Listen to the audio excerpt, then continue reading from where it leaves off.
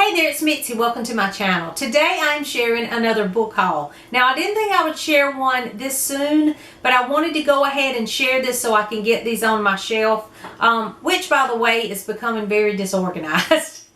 I normally, in the past, I have been very good about organizing my books and my bookcases.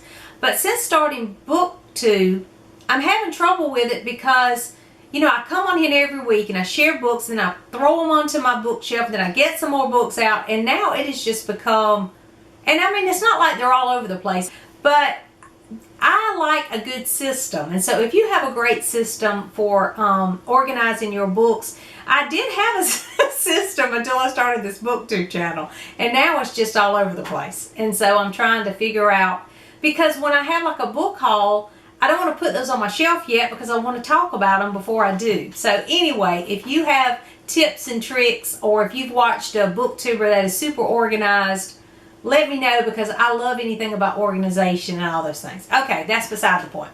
So I have a friend. If you follow my channel, you know that I have a friend who is always sifting through his books and unhauling and all those kind of things, because he reads a lot and he's read for many years and he has a lot of great books on his shelf. And so the other week we were discussing my journey through Agatha Christie. If you follow my channel, you know that I have been trying to read an Agatha Christie once a month, and I was just telling him how much I was enjoying the mystery genre and reading her the classic mystery books. And so he mentioned a couple of other authors, and I was like, yeah, you know, I have heard of those and I want to read them. So he brought me a stack of books by those authors, and so I'm going to share those with you. And then I had done some thrifting, going to some secondhand bookstores and all of those kind of things, so I wanted to share those with you too. So my friend brought me this stack and I was just so excited. The first is Gray Mask by Patricia Wentworth. He brought me this one, and then he brought me the Ivory Dagger, these two. And these are from the Miss Silver Mysteries. And I have never read Patricia Wentworth, but I've heard great things, and so I can't wait to read these. I was super excited about that. I love the cover on that one. I just thought that was so pretty. I love that. Like the vintage covers. You know, if you follow my channel, how much I love a vintage book. And so then this is a stack by Dorothy Sayers, and this one is Whose Body, which I think this is the first in the Lord Peter Wimsey, I think. And then Gaudy Night. This one is a hardback version. And The Nine Tailors. I like the cover of that. I thought that was cool and vintage.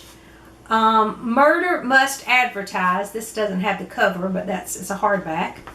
And then it was a short story collection, the Lord Peter Wimsey short stories, called Lord Peter. And I just thought, isn't that a cool vintage looking cover? So, I mean, it was a whole stack of books, and I was really excited to get those. And I want to try Dorothy Sayers and Patricia Wentworth, because I've never read either one of those mystery writers. So I'm excited about that. If you've read Dorothy Sayers or Patricia Wentworth, let me know what you think about them in the comments. And if there is a favorite, let me know that too.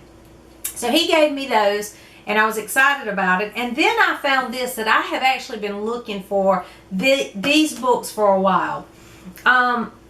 I've heard about it several times during Victober, like several years ago. Someone mentioned these books, and then I found it in this case, and so I was really excited about it. It's called A Victorian Family by M.V. Hughes, Molly Hughes, and it is a set of 3. It's an autobiographical trilogy, and it's about her life in the 1870s through the 90s. The first one is called A London Child.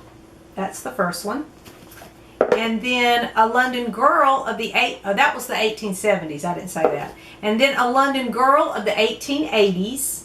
And that's the cover of that one. And then A London Home in the 1890s. And I really like the cover of this one too. I just really thought that was pretty. And this is just a recording of, you know, the things that happened to her, what life was like. during the 1870s, 80s, and 1890s. And so I was really excited about getting this. I've been looking for this for a while and hadn't been able to find it. So to find all three was wonderful in this beautiful slip case. And then also the books are just in great shape too, even though they're paperbacks. I don't even know that they've been read. So I was excited about that. Now I'm chomping at the bit to get to them, but I might wait. I'm thinking maybe read them in September to get ready for Victober. I think that would be fun.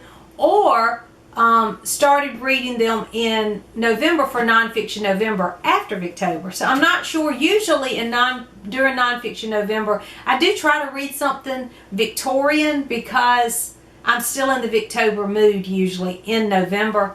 So I'm thinking about saving it, but I'm not sure. I may read one maybe and then hold off, maybe save one for then. I don't know yet, but I'm excited about that. If you have any other books that you know of that are nonfiction that would be good, by the way, for that time, I'll be on the lookout. So let me know in the comments of a great Victorian nonfiction book, because I'm always looking for those. I just love Victorian literature anyway, and the nonfictions they just enhance my reading when I'm reading during Victober. So if you have some, let me know that. And then I found this book, and this is purely a cover buy because it is so precious. I just love the cover of this. It's called The Gypsy in the Parlor by Marjory Sharpe. I mean, isn't that the best cover you have ever seen? I just love it. It's got her picture on the back. This is just classic for me. I love these vintage hardcover books with these dust jackets. I just always am drawn to them. And I just feel like when I see these in the store that I'm going to discover some great story. I don't know why, but they just call to me when I see them. And I am just a sucker for these books. I don't know why. But I have found that there's some great ones. If you are interested in older literature, I mean, there are the classic books, the bestsellers that are still popular today, of course, that we love. But some of these books have kind of faded away in history, and so when I see them and I read them, it's like giving that person, reviving their voice or something. And so I'm excited when I find one. Have you ever looked for any of these books? Or are you like me about these? Let me know in the comments. Because I don't know what it is about them, but I just get so excited when I see these books in the store and find them in such great shape too. Because, back in the day, the reason that they had the dust covers were just to protect the book until you came home, and then you took the cover off and put the beautiful hardback on your shelf, and you pretty much trashed the dust jacket. But I just find that the dust jacket just is so pretty. I just think there are just beautiful covers on some of these old vintage books, and so I just love discovering those. So I have no idea what that book is. I know that she wrote The Rescuers, the children's series. This I don't think is a children's book, but I know she wrote that, and I think she was pretty popular in her day. So if you've ever read Marjory Sharpe, or if you've read The Gypsy in the Parlor, let me know. I'm excited to get to that one. And then finally, I have one by Nesbit. If you follow my channel, you know that I have joined the Kindred Spirits Club. Kate House started that in January.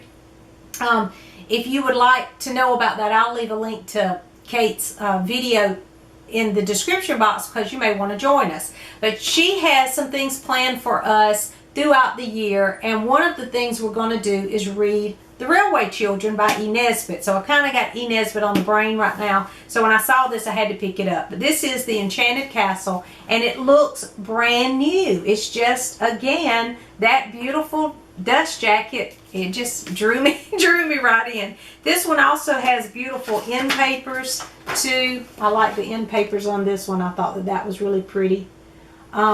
And it has some beautiful illustrations as well. And so I'm excited to get to this one. Again, looks like brand new. I mean, you can really find some great books in these secondhand bookstores for hardly any money at all. And so if you're trying to collect some old vintage books, Go to a secondhand bookstore and see what you can find, or an estate sale even. A lot of times I find them there.